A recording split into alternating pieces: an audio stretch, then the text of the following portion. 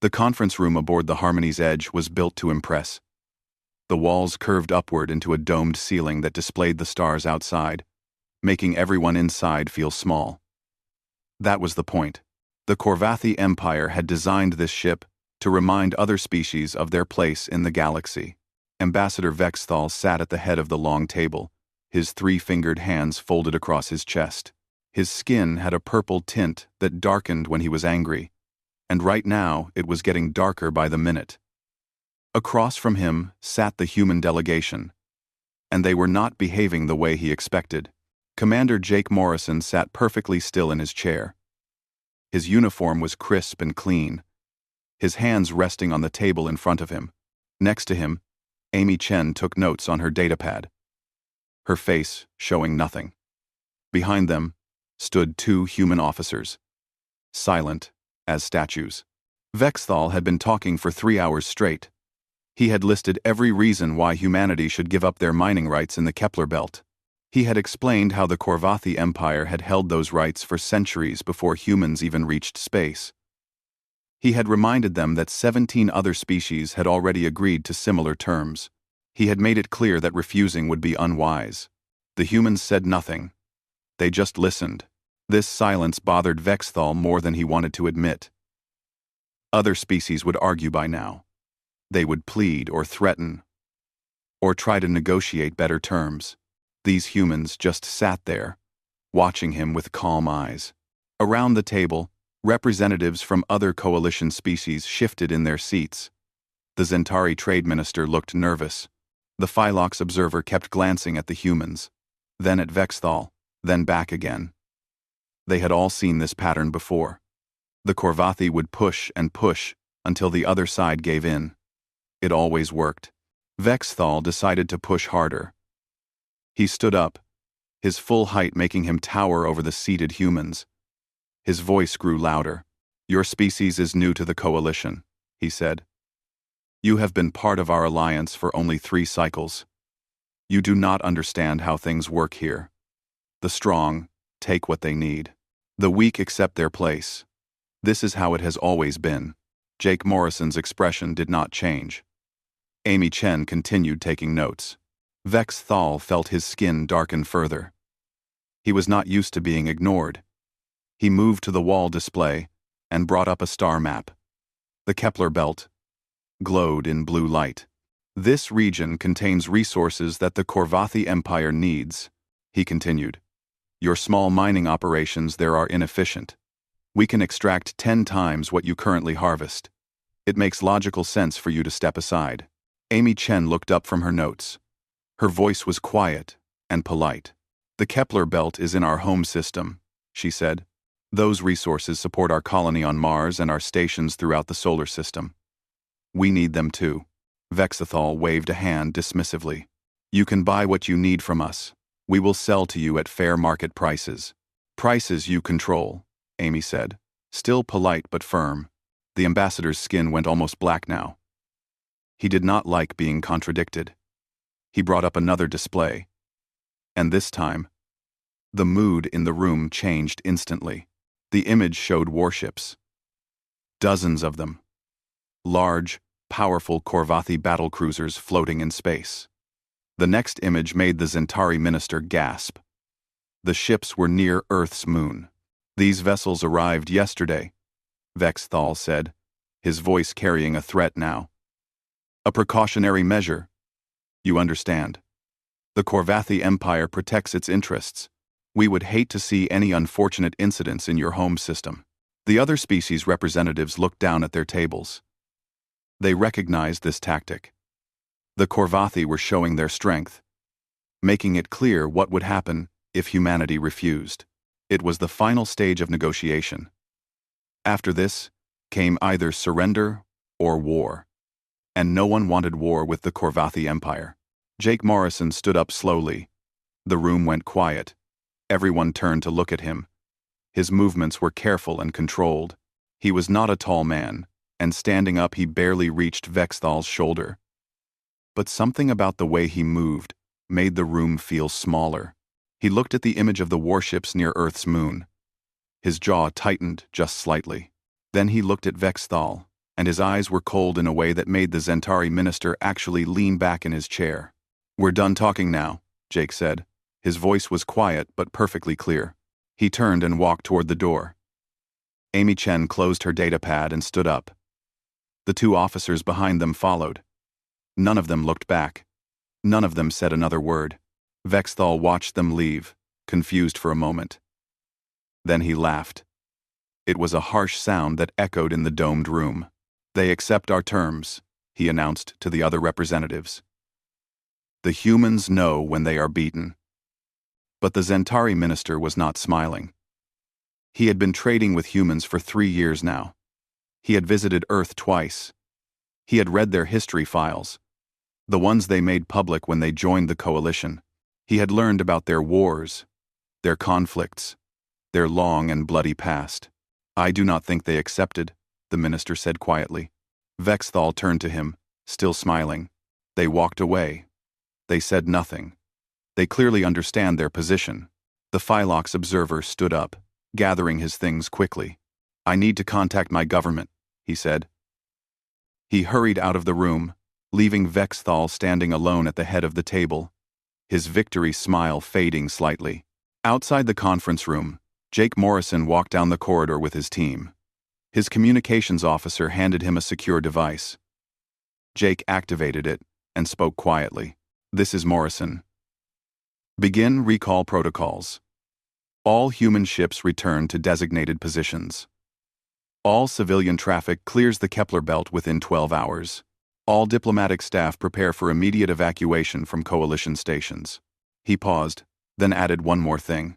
"And someone get me Admiral Cooper on the Nebraska. Tell her it's time."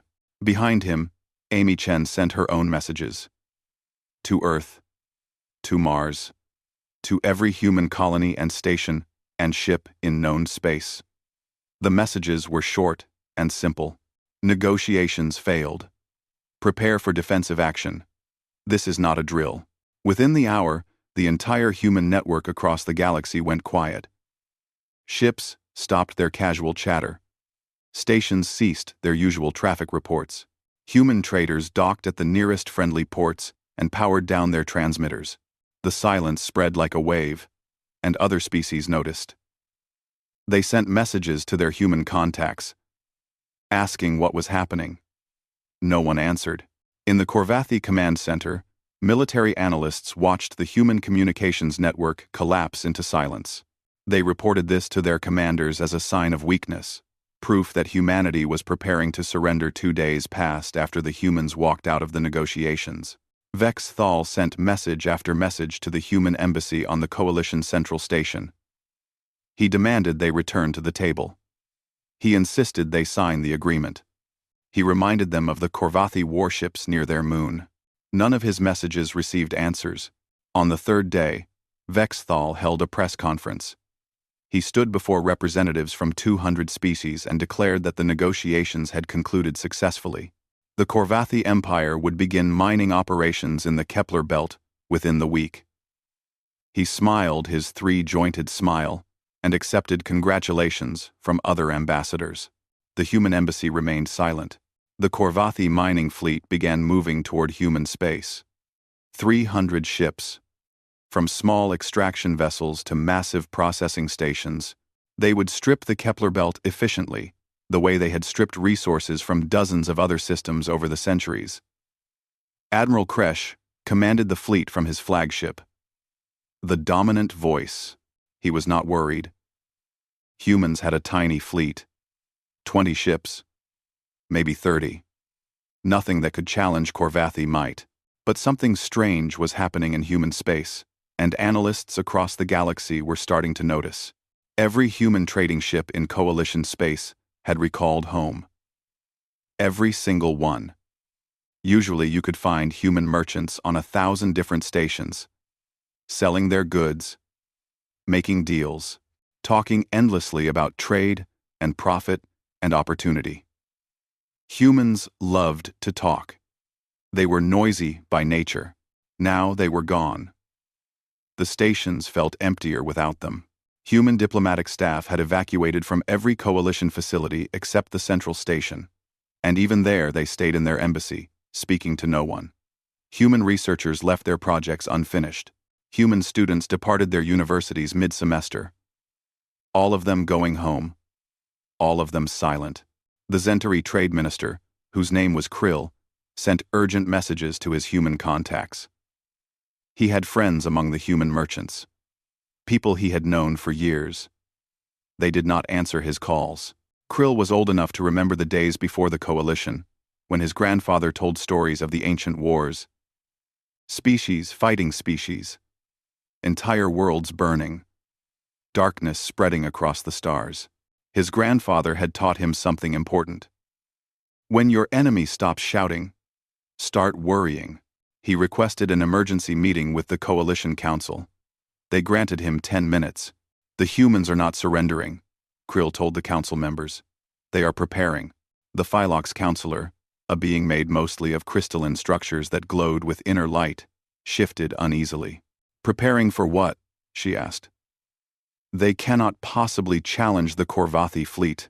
I studied human history when they joined the coalition, Krill explained.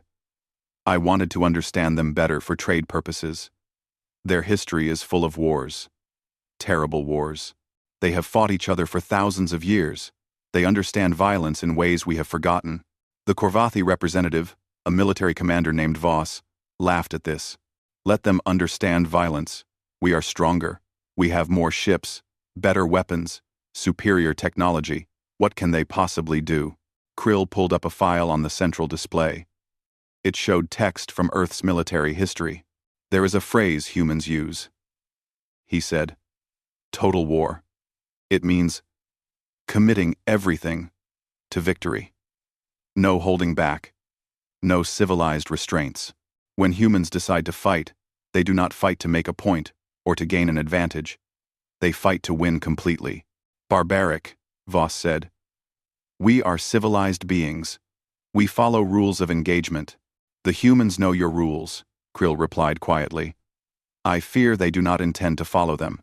The council dismissed his concerns. The meeting ended. Krill returned to his office and began making preparations to evacuate his people from the conflict zone. Better to seem paranoid than to be dead. In human space, the transformation continued. Earth's orbital platforms went dark. Their lights shutting off. Their communications silent. Mars colonies stopped their regular transmissions. The mining stations in the asteroid belt powered down all non-essential systems. To an outside observer, it looked like humanity had gone to sleep. But inside those darkened stations and silent ships, people were very much awake. Commander Jake Morrison stood in the bridge of the carrier Nebraska. Around him, his crew worked in near silence. They spoke only when necessary, and even then, they kept their voices low. The bridge lights were dimmed. The usual background chatter of a military vessel was gone. Captain Lisa Grant sat at the tactical station. Her destroyer, the Pittsburgh, was positioned 3,000 kilometers off the Nebraska's port side. She had been reviewing attack patterns for 6 hours straight. Her eyes were red from staring at displays. But she did not stop working. Captain Grant, Jake said quietly. She looked up. How's your crew? Ready, sir. We've run the simulations 40 times. Everyone knows their role. Jake nodded. He moved to the communications station where Lieutenant Maria Santos monitored the feeds. Any word from the Korvathi fleet? He asked. They're still advancing, sir. Admiral Kresh sent another message, demanding our surrender. I haven't responded. Good. Don't. Jake walked to the window that looked out into space.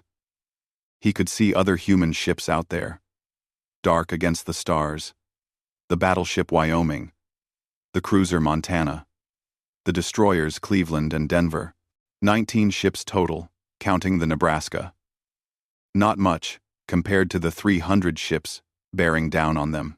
But the Korvathi did not know what these ships could do. They had not seen humans fight. They thought they understood military power because they had beaten other coalition species. Those species fought by coalition rules.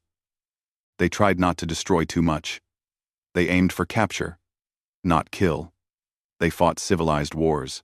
Humans had never fought a civilized war in their entire history. Admiral Kresh's flagship, the dominant voice, was still 3 days out from the Kepler belt.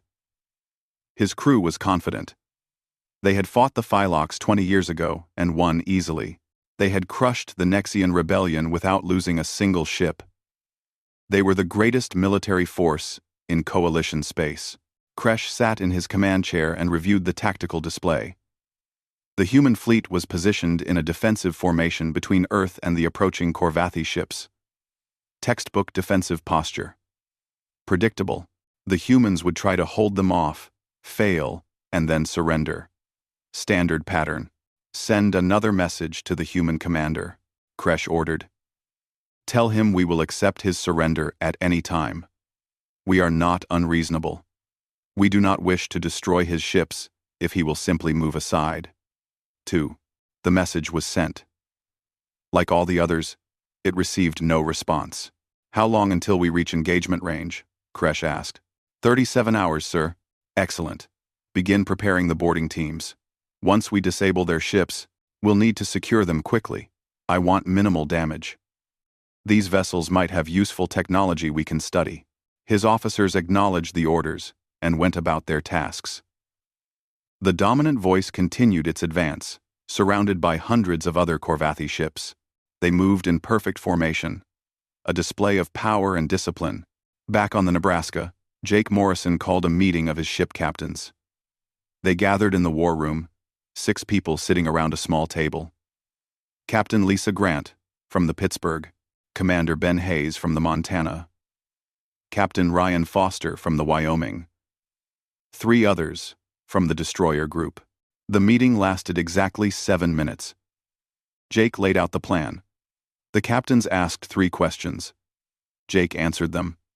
Everyone nodded. They stood up and returned to their ships. No recording was made of that meeting. Nothing was written down. But when those captains returned to their vessels, they began final preparations. Weapons were armed. Targeting systems were calibrated. Attack patterns were uploaded to every ship's computer. And still, the humans made no sound. Their communication networks remained dark. Their ships sat in space, like sleeping predators. Krill the Zentari managed to get one message through to a human contact. A merc with 12 hours left before the fleets would meet. Krill made one final attempt to prevent disaster. He sent an urgent request to speak with Ambassador Vexthal. To his surprise, the Korvathi agreed to see him. They met in Vexthal's private office on the Coalition station. The room was decorated with trophies from successful negotiations. Treaties signed by species that had surrendered to Korvathi demands. Artifacts taken from worlds that had learned to accept their place in the galactic order. What do you want, Zentari? Vexthal asked, not bothering to hide his annoyance. I am very busy preparing for our new mining operations. Krill stood before the ambassador's desk, his small frame dwarfed by the larger being. But his voice was steady. I am begging you to stop the fleet. Turn them around. Return to negotiations. Vexthal laughed, the sound harsh and mocking. The humans had their chance to negotiate. They walked away. They surrendered their right to speak when they went silent. That is not what their silence means, Krill said urgently. I have studied them. When humans stop talking, it is not because they have nothing to say. It is because they have decided that words no longer matter. Then they accept our terms. No. They reject your terms. They reject them completely. And now they are preparing to enforce that rejection with violence. Vexthal stood up, his full height making the office feel smaller. Let them try. We have 300 ships. They have 20. Our vessels are larger, stronger, better armed. What can they possibly do against us? Krill pulled out his datapad and brought up files he had prepared. Human history files. Translated into Coalition Standard Language. Do you know what humans did to each other before they reached space? He asked. They fought wars that killed millions. They created weapons that could destroy entire cities in seconds. They developed tactics and strategies that prioritized victory over everything else. survival, honor, mercy. None of it mattered as much as winning. He showed images from Earth's history. Burning cities, devastated landscapes, monuments to the dead. This is what they did to themselves, Krill continued. To their own species. Imagine what they will do to someone who threatens their home. Vexthal waved dismissively at the images. Ancient history. They are civilized now. They joined the coalition. They follow our laws. They follow your laws when it benefits them. But you threatened their home system. You put warships near their home planet. You told them to surrender what is theirs. You gave them no choice. I gave them every choice. They chose poorly. They chose poorly. Krill felt his hope fading but tried one more time. Please. I am asking you as someone who has lived through war. Real war. Not the polite conflicts the coalition calls battles. My grandfather survived the border wars. He told me stories. When enemies stop making noise, when they go silent and still, that is when you should fear them most. Because they are no longer posturing. They are planning. For a moment, Vexthal almost seemed to consider this. Then he shook his head. The Korvathi Empire does not fear anyone, especially not some young species that barely knows how to navigate between stars. My fleet will sweep aside their pitiful defense, and they will learn their place. Perhaps after this lesson, they will understand how the galaxy truly works. Krill left the office, knowing he had failed. He sent immediate messages to every Zentari vessel in the region. Get away from the conflict zone. Get away now.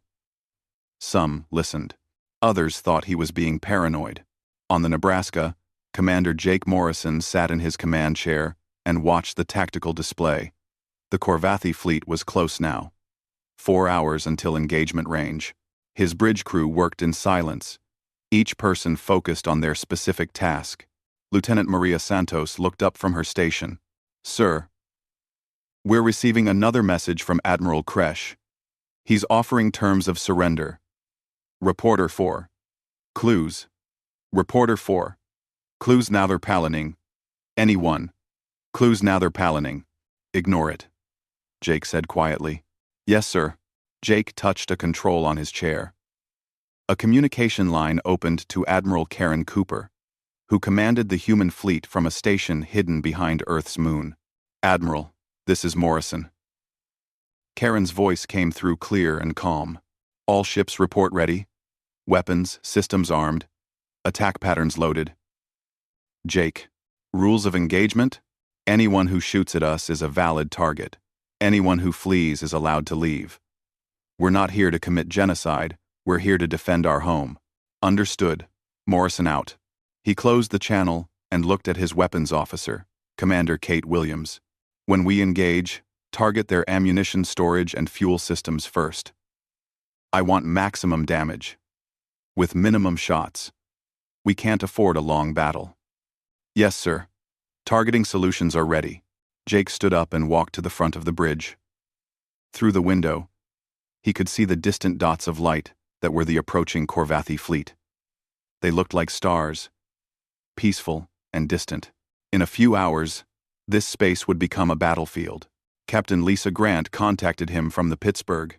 Commander, my crew is asking if we should send a final warning to the Korvathi. Let them know what's coming. Jake thought about this for a moment. No, we warned them already. We tried to negotiate. We offered compromise. They chose this path. What happens next is on them. Copy that, sir. Jake made one final decision. He recorded a message that would be broadcast to every coalition species, to every government and news service in known space. He did not address the Korvathi. Load. Koka. Loka. He spoke instead to everyone else watching. This is Commander Jake Morrison of the human fleet. In a few hours, Korvathi forces will engage our ships in our home system. We did not choose this conflict. We sought peace. We offered fair terms. We tried every diplomatic solution. The Korvathi Empire decided that force was the only language worth speaking. He paused, choosing his words carefully. What you are about to witness is not who humanity wants to be. We came to the stars hoping to find friends. We joined the coalition, believing in cooperation and mutual respect. But we will not be victims. We will not surrender our homes because someone else thinks they are stronger. Another pause. To every species watching, remember this moment. Remember that we wanted peace. Remember that we tried to talk. Remember that the Korvathi did not listen. What happens next is what happens when you leave peaceful people, no choice but violence. He ended the recording and sent it out across all frequencies. Within minutes, it was playing on news services across the galaxy. Species that had never paid much attention to humanity suddenly focused their attention on the small fleet positioned between Earth and the approaching armada. Betting pools opened on coalition stations. Most species bet on a Korvathi victory within the first hour.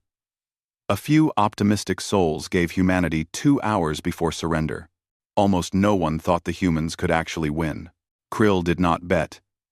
He simply watched his screen and prayed to the old gods of his people, gods that had not been worshipped in centuries. He prayed that somehow, everyone would survive what was coming. Admiral Kresh received the human message aboard the dominant voice. He watched it once, then deleted it. Propaganda. Empty words from a desperate species. His fleet continued its advance, unstoppable and confident. The Korvathi crews prepared for an easy victory. They powered up weapons systems, but kept shields at minimal strength to save energy for the mining operations afterward. They loaded boarding teams into shuttles, ready to capture human ships intact. They transmitted live feeds back to the Korvathi homeworld so their people could watch the triumph.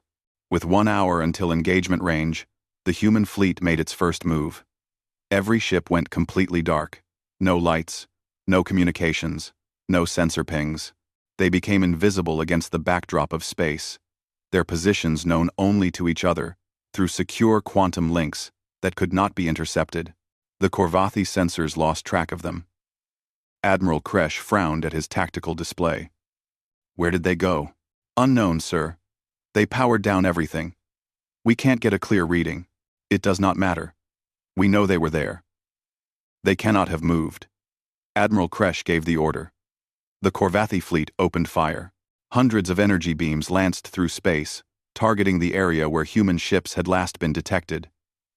The weapons were set to disable, not destroy. The Korvathi wanted prisoners and salvage, not debris. For 10 seconds, the humans took the hits in silence. 2 destroyers flickered into visibility as their shields absorbed the impacts, the energy overwhelming their stealth systems. The Pittsburgh shuddered under a direct strike.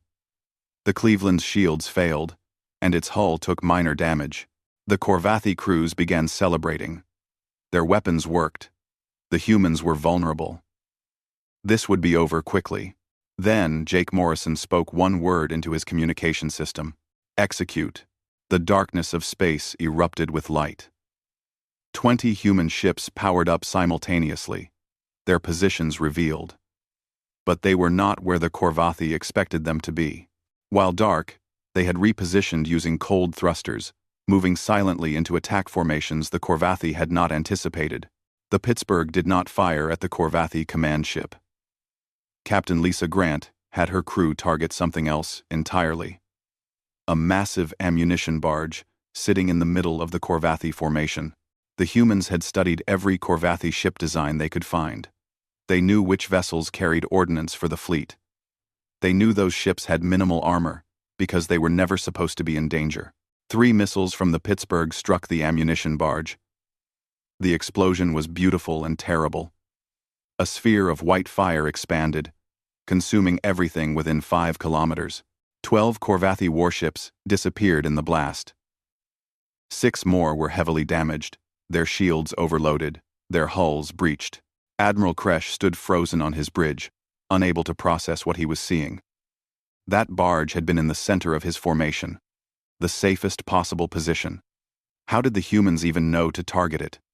Commander Ben Hayes aboard the Montana did not target warships either. His crew fired on the fleet's fuel depot vessels. The Korvathi used a volatile fuel mixture that was efficient but dangerous. The humans knew this. They had read the safety reports the Corvathi filed with the coalition. 4 torpedoes hit 2 fuel depot ships. The secondary explosions were even larger than the first. Massive fireballs rolled through the Corvathi fleet, catching ships that tried to scatter. The heat melted armor. The pressure waves crushed smaller vessels. 20 more ships were lost in seconds. On the Nebraska, Jake Morrison watched his tactical display with cold eyes. The plan was working. While the Corvathi had studied human defensive tactics, humanity had studied Corvathi logistics. Every weakness, every vulnerable point, every ship that was essential to fleet operations. Target the repair carriers next, he ordered. Make sure they can't fix their damaged ships. The Wyoming, the largest human battleship, fired its main guns. The shots traveled across space and struck 3 Corvathi repair carriers that were moving forward to help damaged vessels. Without those repair ships, anything damaged in battle would stay damaged. The Corvathi fleet tried to reform, to adapt to this new threat. But the humans did not fight like any enemy they had faced before. There were no formal battle lines, no predictable patterns. The human ships moved independently, each one targeting specific vulnerable points in the Corvathi formation. The destroyer, Cleveland, its shields still down from the earlier hit, did not retreat to safety.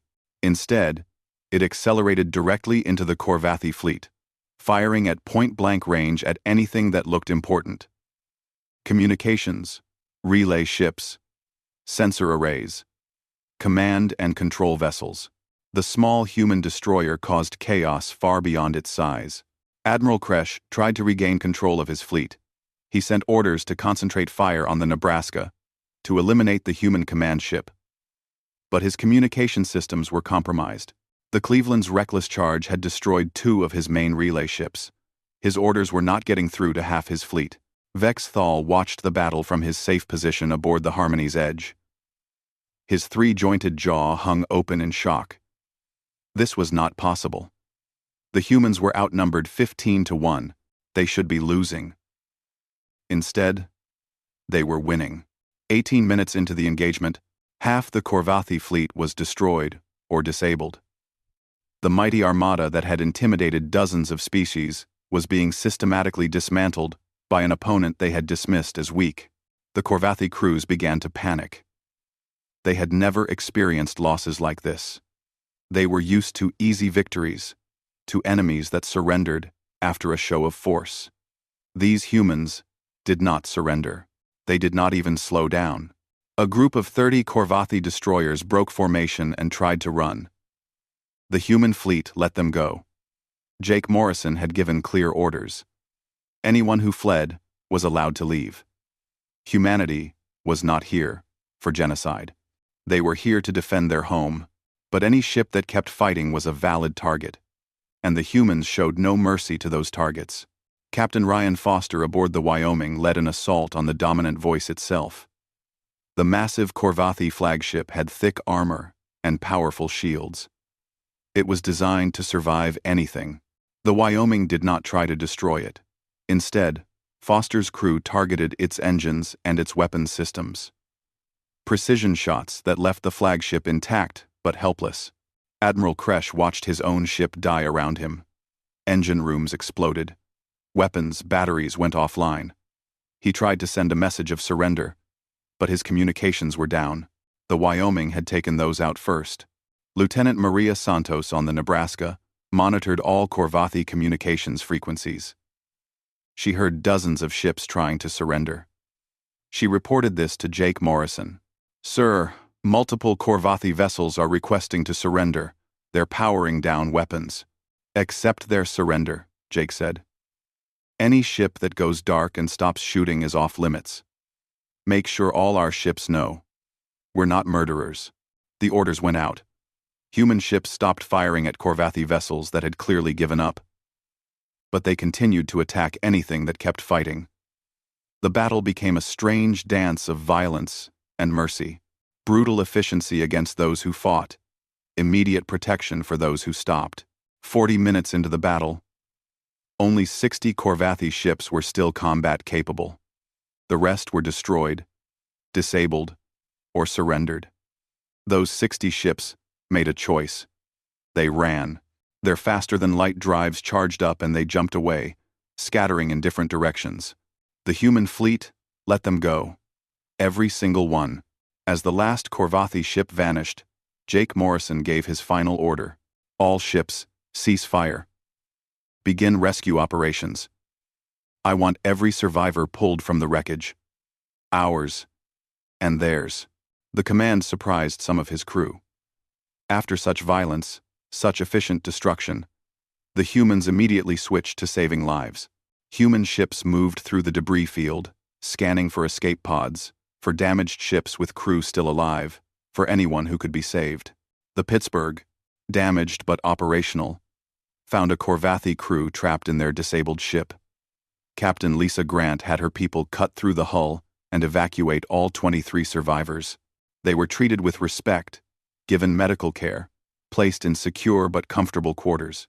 Commander Ben Hayes on the Montana organized the rescue efforts, coordinating human ships and the few remaining Corvathi vessels that had surrendered. Together, they worked to save lives. The battle was over. Now came the aftermath. Jake Morrison sat in his command chair and felt the weight of what they had done. Over 200 Corvathi ships destroyed. Thousands of deaths. It was not what he wanted. It was not what any of them wanted. But the Corvathi had left them no choice. Across the galaxy, species that had watched the battle sat in stunned silence. The humans had not just won, they had won decisively, overwhelmingly, with a speed and efficiency that terrified anyone paying attention. The human fleet that everyone thought would last maybe an hour had destroyed one of the most powerful military forces in Coalition space in less than 45 minutes. And now those same humans were rescuing their enemies from the wreckage. Krill the Zentari watched his screen with tears running down his face. Relief that it was over. Sadness for all the lives lost. And fear. Deep, profound fear of what humanity had just revealed about themselves. 3 days after the battle, the Coalition Council called an emergency session. The Grand Chamber on the Central Station was filled with representatives from every member species. The mood was tense and uncertain. Everyone had watched the battle. Everyone had seen what humanity was capable of. Ambassador Vexthal stood at the speaker's platform, his skin dark with rage. He had been talking for over an hour, listing every reason why humanity should be punished. His voice echoed through the chamber, loud and angry. They used excessive force. They destroyed ships that could have been disabled. They killed thousands when capture was possible. They violated every principle of civilized warfare. The human species must be sanctioned. They must pay reparations. They must be expelled from the Coalition. End quote. Other Corvathi representatives added their voices. They painted humanity as barbaric warmongers who had brought ancient violence into the modern galaxy. They demanded justice. They demanded punishment. Commander Jake Morrison sat in the human delegation area with Captain Lisa Grant and Amy Chen beside him. They said nothing, while the Corvathi raged. They had learned the power of silence. They simply waited. For 3 hours, the accusations continued. The Corvathi claimed they had been the victims of unprovoked aggression. They said their fleet had only been conducting routine exercises. They insisted they had never threatened humanity. Finally, the Coalition chairman, an ancient being of energy named Lux, called for the human response. Jake stood up slowly and walked to the speaker's platform. The entire chamber went quiet. Every representative remembered the last time humans had stopped talking. No one wanted to provoke that again. Jake did not shout. He did not rage. He spoke calmly and clearly, his voice carrying to every corner of the chamber. I want to show you something. He activated the central display. Video footage appeared. Security camera recordings from the negotiation aboard the Harmony's Edge. Everyone watched Vexthal threaten humanity. They saw him show images of Corvathi warships near Earth's moon. They heard him call it a precautionary measure. The word sounded different now. After everything that had happened, Jake played 3 months of messages. Korvathi demands, Korvathi threats, Korvathi pressure. He showed evidence of similar tactics used against 17 other species. Each one had surrendered rather than fight. We tried talking, Jake said quietly. For months. We tried. We offered compromises. We suggested arbitration. We followed every coalition protocol designed to prevent conflict.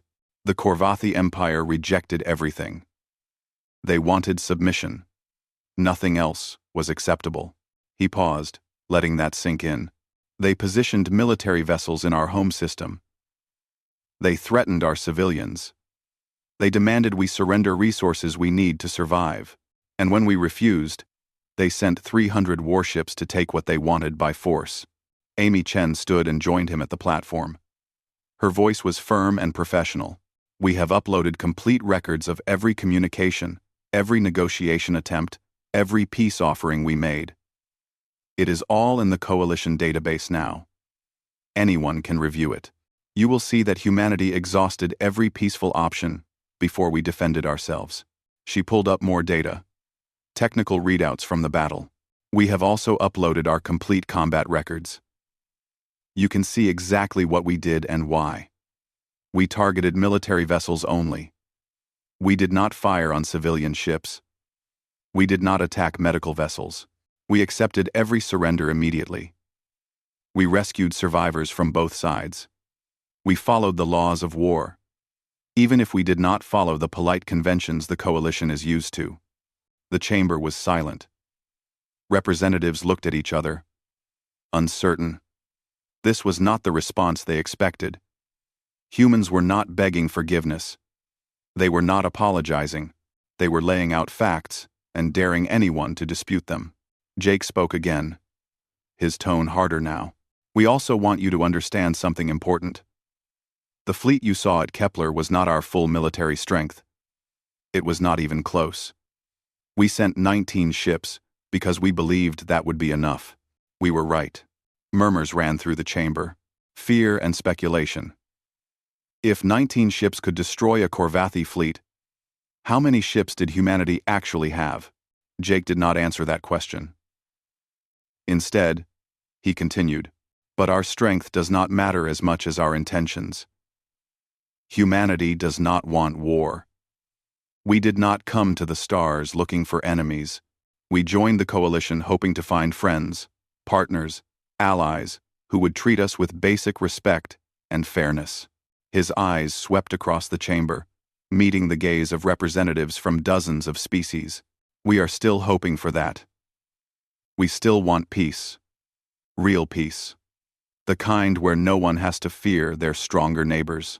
The kind where disputes are resolved fairly, not according to who has more guns. That is the galaxy we want to be part of. He stepped back from the platform. Amy Chen took over. The coalition must decide what kind of organization it wants to be. Do you want a system where the strong prey on the weak? Where threats and intimidation are acceptable negotiation tools? Where military force is used to take what cannot be won fairly? Or do you want something better? She looked directly at the Korvathi delegation. We are not asking for the Korvathi Empire to be punished. We are asking for the system that allowed this to happen to be fixed. Humanity will work with anyone who wants genuine peace and cooperation, but we will not be victims. We will not surrender what is ours because someone else thinks they are stronger, and we will defend ourselves if attacked. Action? We can't defense the way. She returned to her seat. The human delegation fell silent again, waiting for the coalition's response. The debate that followed lasted 6 hours. Species that had suffered under Korvathi pressure for decades suddenly found their voices. They spoke up, sharing their own stories of intimidation and forced concessions. With humanity standing firm, they felt safe to finally tell the truth. The Zentari representative, an older diplomat named Sora, spoke passionately about the need for real protections for smaller species. The Phylox counselor proposed new rules limiting military deployments near other species' home systems.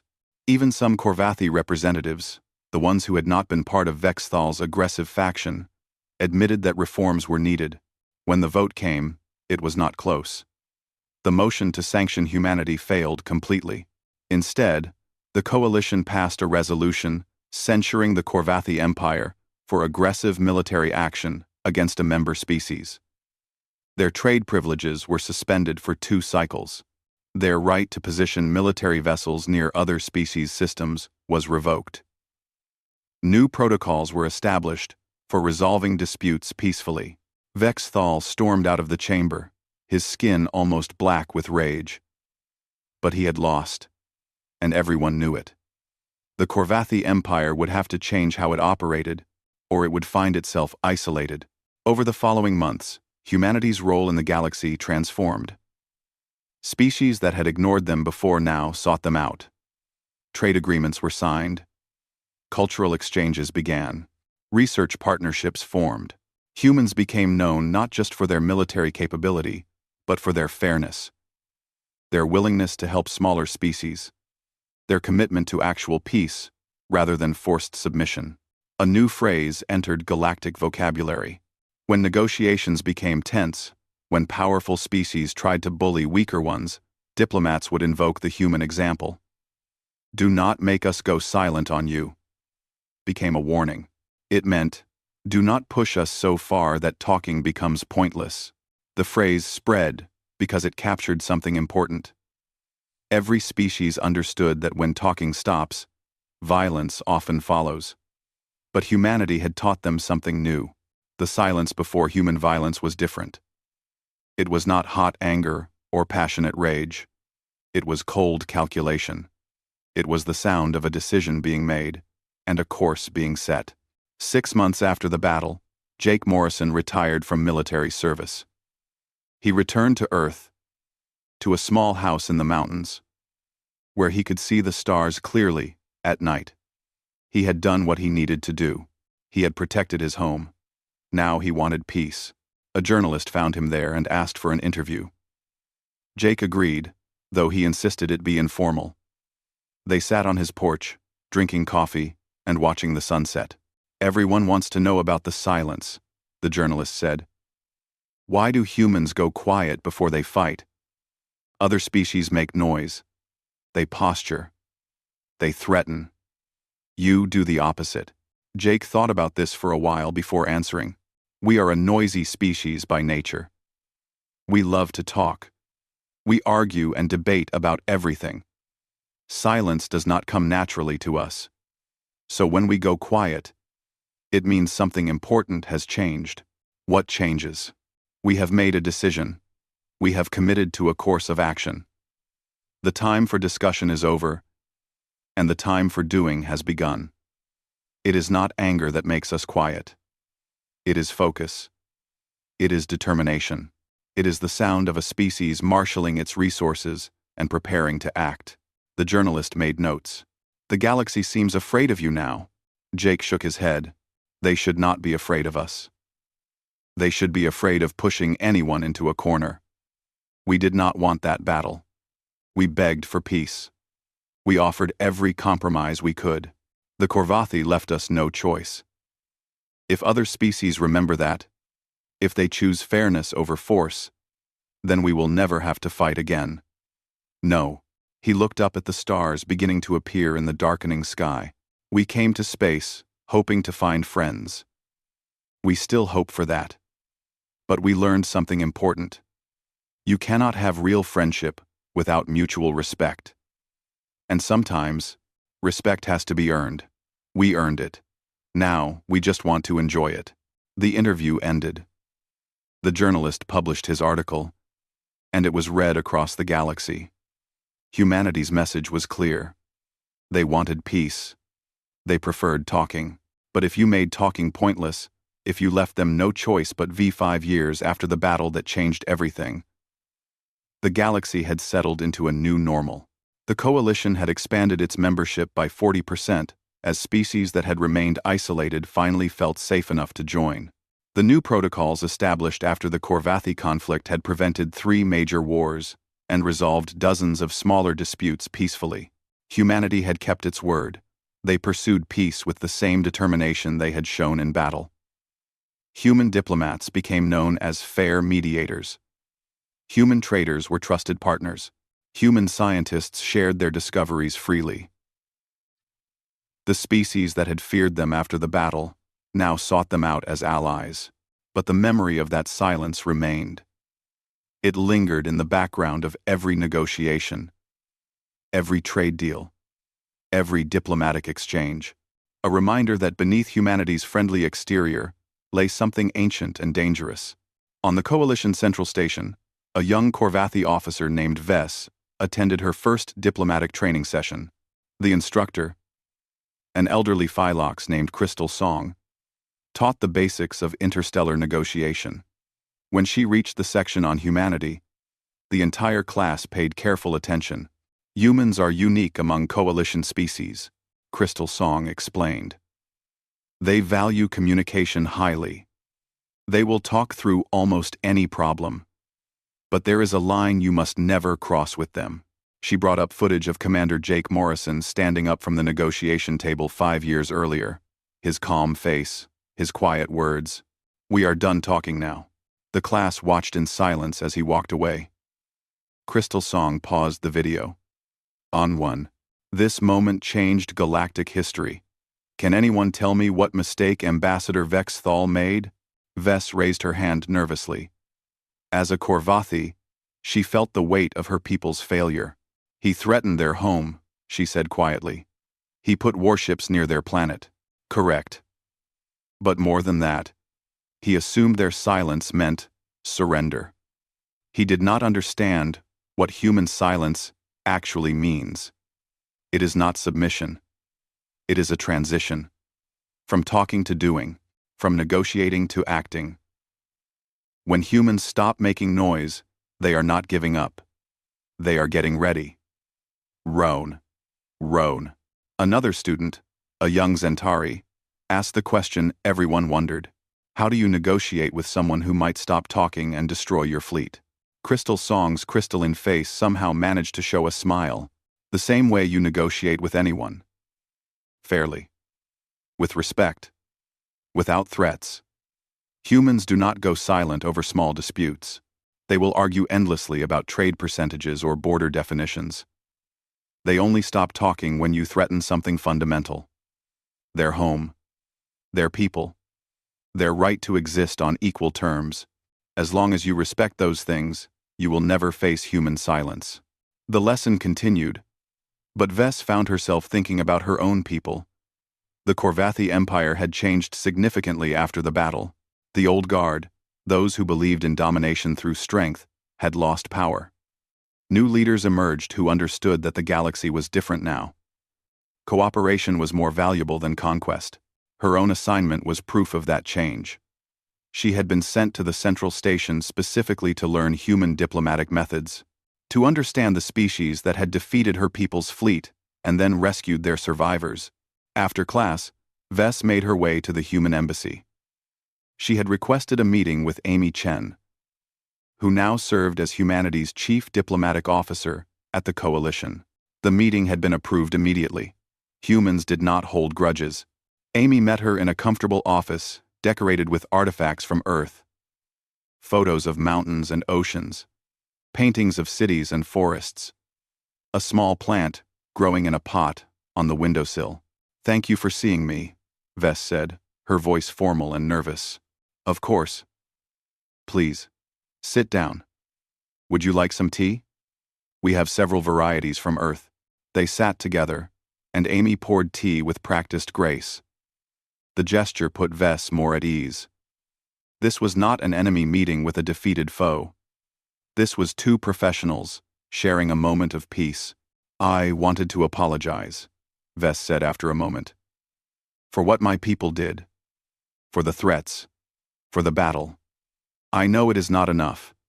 But I wanted you to hear it from one of us." Amy studied her for a moment, then nodded. "I appreciate that. But you personally were not responsible. You are not your ancestors' mistakes. No, but I can try to be part of the solution. My government sent me here to learn from you, to understand how humanity approaches diplomacy. They believe if we adopt your methods, we can repair our reputation. That is a good start. May I give you some advice? Please. Amy set down her teacup and leaned forward slightly. The most important thing you can learn is this. Strength and fairness are not opposites. You can be powerful and still treat others with respect. The Korvathi made the mistake of thinking power meant they could take whatever they wanted. Humanity proved them wrong.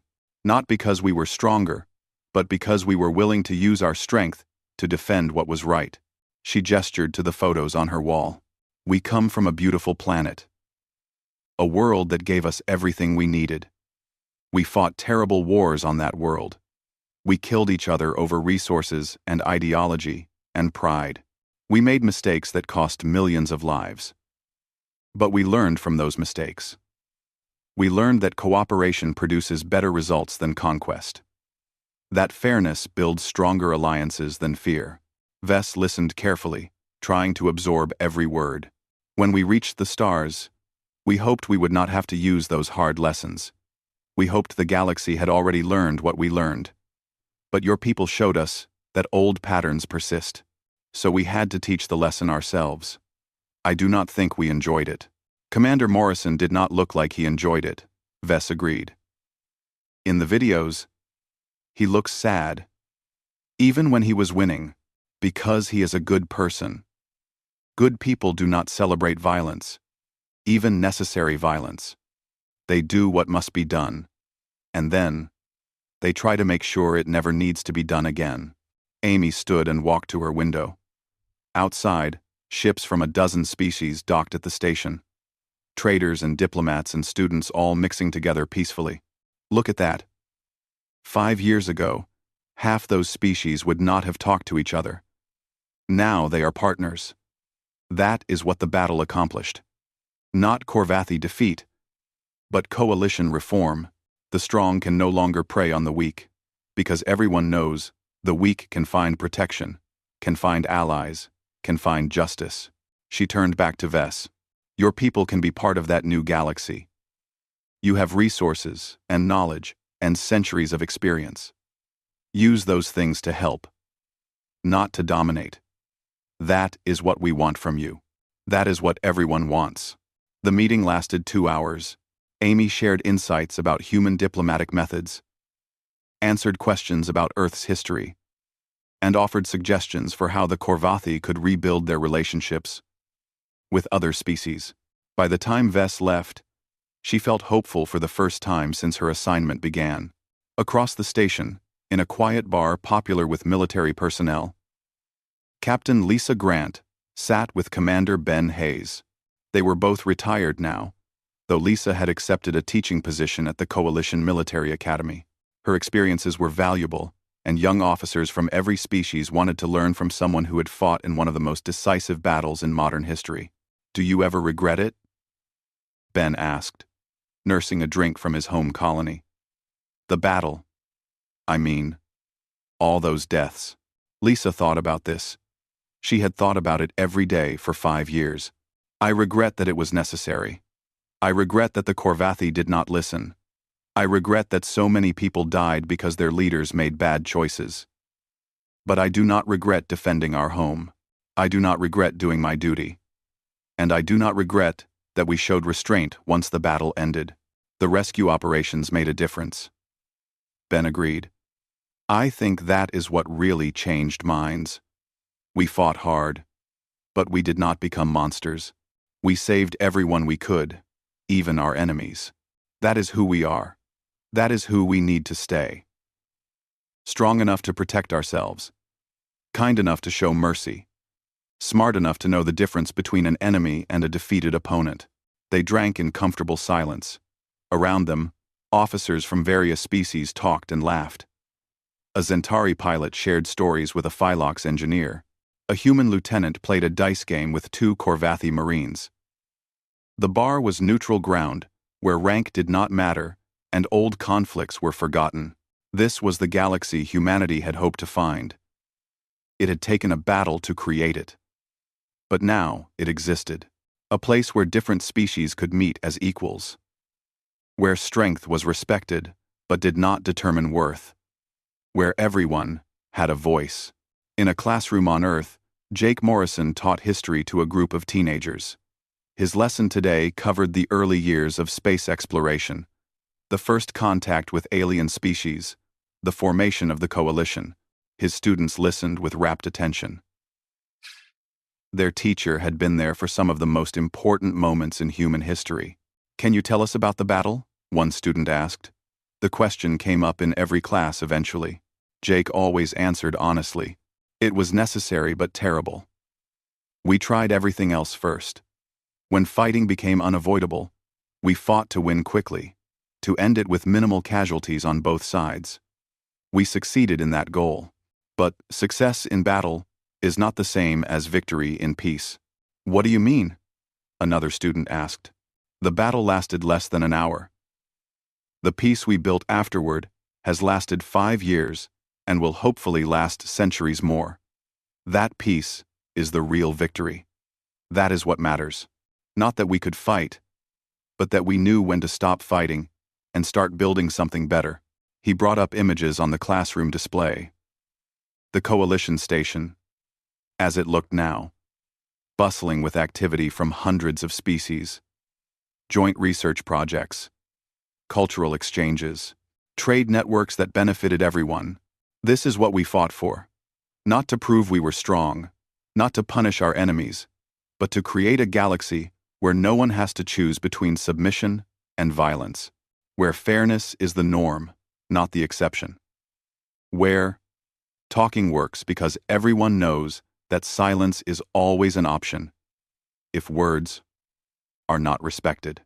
The class ended, and students filed out, heading home to families that lived safely under a peaceful sky.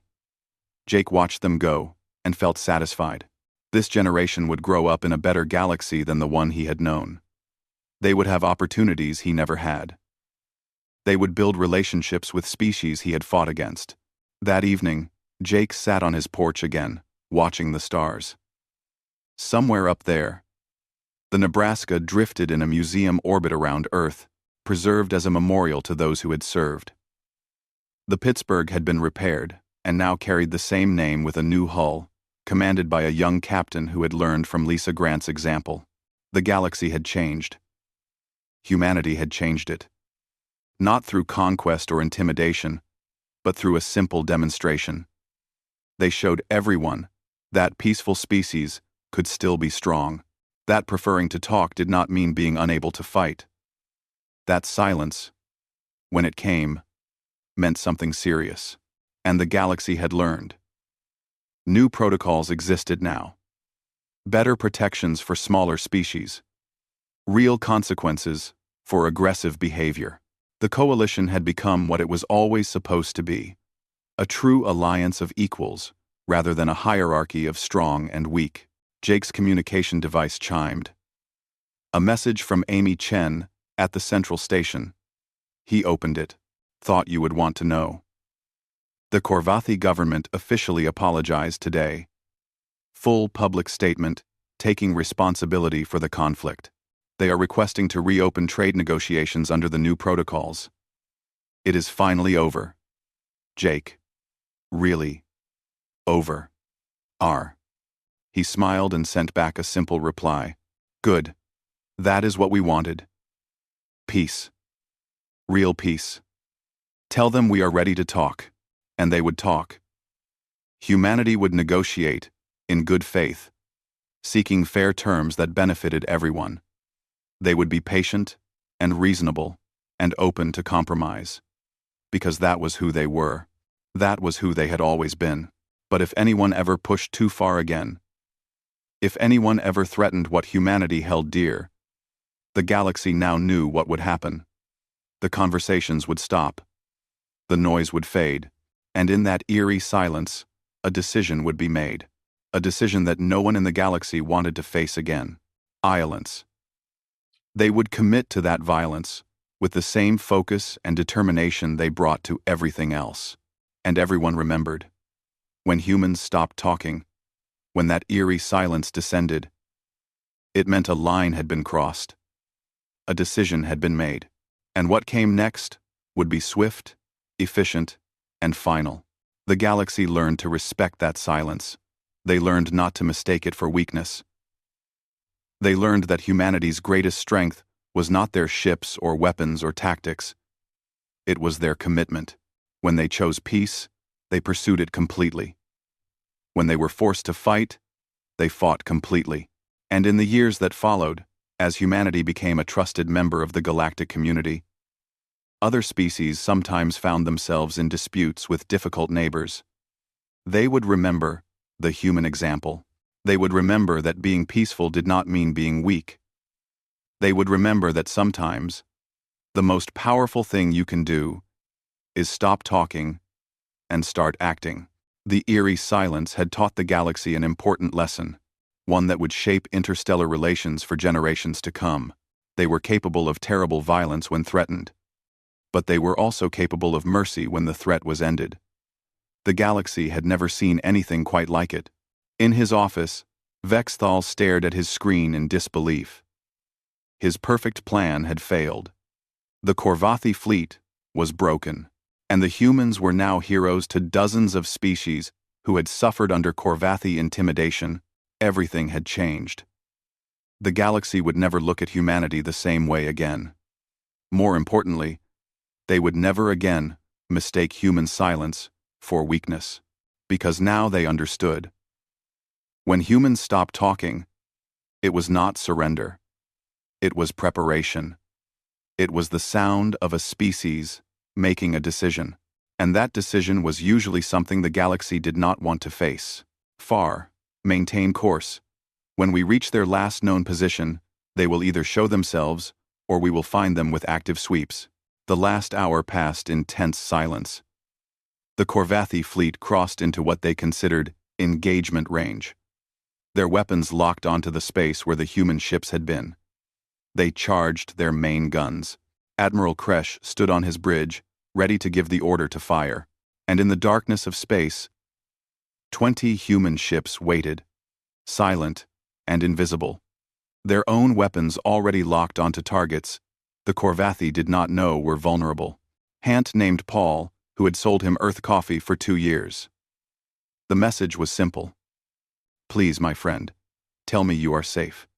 Tell me you have a plan. The whole galaxy is watching, and they think you have given up.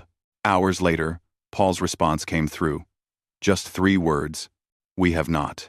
The message gave Krill no comfort at all, but one old Korvathi general, a veteran of wars that happened before the coalition even existed, looked at the reports and felt something he had not felt in decades.